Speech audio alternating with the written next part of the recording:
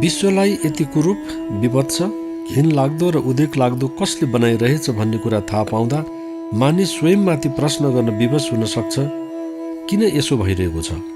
यसको सही जवाब कहाँ सजिलै पाउन सकिन्छ? कठिन छ बुझ्न, गाह्रो छ पहिल्याउन, किनकि देखिने कुरा एउटा छ, भइरहेको छ अर्को कुरा। बिचरा प्राणी जगतका अरू कुनै पशुपक्षीहरूले विश्वलाई निर्लज्ज र कुरूप बनाएकै होइनन्। लुछाचोडी अरू कुनै पशु प्राणीले गरेकै होइनन्। उनीहरू त आफ्नै प्रकृति, स्वभाव र अनुकूलताको व्यवस्थामा बाँचिरहेका छन्। प्रकृतिको दोहन भन्ने कि शोषण मानिसले जति अरूले गर्न सक्ने कुरै होइन पनि। पृथ्वीमा जे जति स्रोतहरू छन्, खानीहरू छन्, सम्पदाहरू छन्, तिनको उपभोग गर्ने पनि मानिस बाहेक अरू कुनै पशु प्राणीहरू होइनन्। यसैले भन्नै पर्ने हुन्छ कि अरूलाई गाली गर्नुको, दोष लगाउनुको कुनै तुकै छैन। सम्पदा, सम्पत्ति र अमूल्य स्रोतहरूको उपयोग र उपभोग गर्ने मानिस बाहेक कोही छ? यसो हुँदा पनि मानिस आफ्नो भाग्यलाई सरापेर बसिरहेको हुन्छ कि मैले केही पाइनँ, केही गर्न सकिनँ, केही भएन भनेर। कस्तो दुर्भाग्य छ! यसलाई विडम्बना नभनेर के भन्ने? चाहने हो र दृढता साथ लाग्ने हो भने नहुने केही छँदै छैन, पाउन नसक्ने कुरा सायदै छैन। यो त ठिक यस्तै भयो कि सूर्य सबैका लागि समान रूपले बिना भेदभाव प्रकाश तेज बाँडिरहेका छन्, तर कोही कोही ढ्यामढुम्म ढोका थुने अँध्यारो भयो भनेर सूर्यलाई सत्तो सराप गरेर बसिरहेका हुन्छन्। जति चुनौती छन्, अवसरहरू पनि त्यत्तिकै छन्। तिनलाई बेहोरेर अगाडि बढ्नेहरूको कमी नै समस्याको जड हो भन्ने हुन्छ। अधिकांश मानिसले बुझ्नै सकेको हुँदैन कि वास्तविक जीवन भनेको के हो।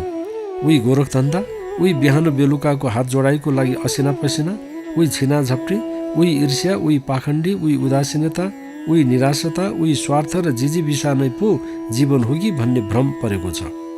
यही सीमित सेरोफेरोमै जीवन चलिरहेको छ युगौँ युगदेखि मानिसहरूको।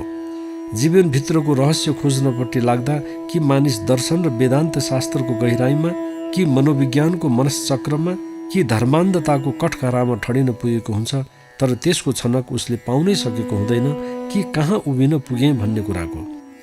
जीवनलाई बाँच्न जानेको खण्डमा यति सौन्दर्यपूर्ण, यति रसिलो, यति भरिलो र यति आनन्ददायक छ कि के भन्ने। यसका लागि धन सम्पत्ति, भौतिक समृद्धि, प्रशस्त विद्या, शिक्षा, प्रतिष्ठा चाहिन्छ भन्ने पनि छैन।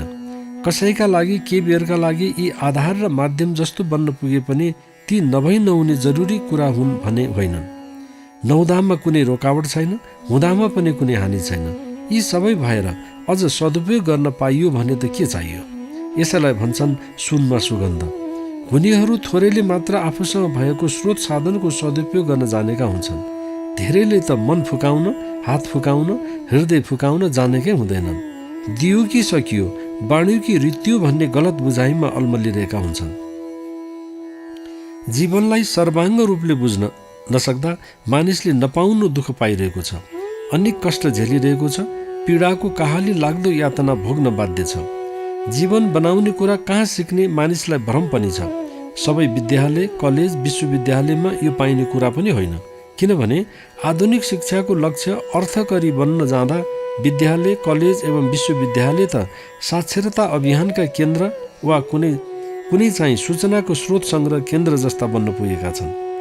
प्राविधिक तथा विज्ञानसँग सम्बन्धित शिक्षा जोडतोडसँग अगाडि बढिरहेको छ, तर त्यहाँ जीवनलाई चाहिने कतिपय जीवनदायिनी विषयहरूको अभावको कारण निरसता झाँगिँदै गइरहेको तर्फ सोच्नुपर्ने बेला आइसकेको छ।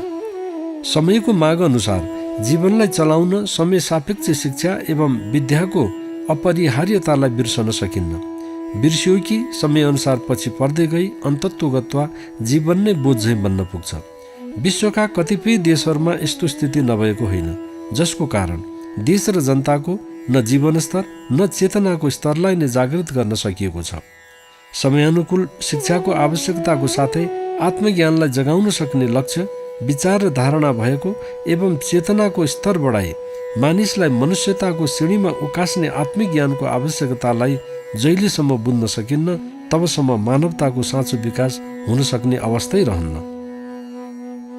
आत्मज्ञानलाई कुनै धर्म सम्प्रदायको बिल्ला भिराइदिएर गल्ती गरिरहेका छौँ। यसको कुनै धर्म विशेष वा सम्प्रदाय विशेषसँग साइनो नै छैन भनिदिए हुन्छ।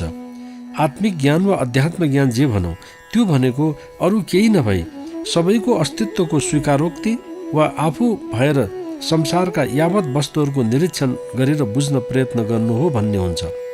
यसलाई नबुझेर मानिसहरू अनेक किसिमका दर्शनमा अल्मलिन पुगेका हुन्छन्।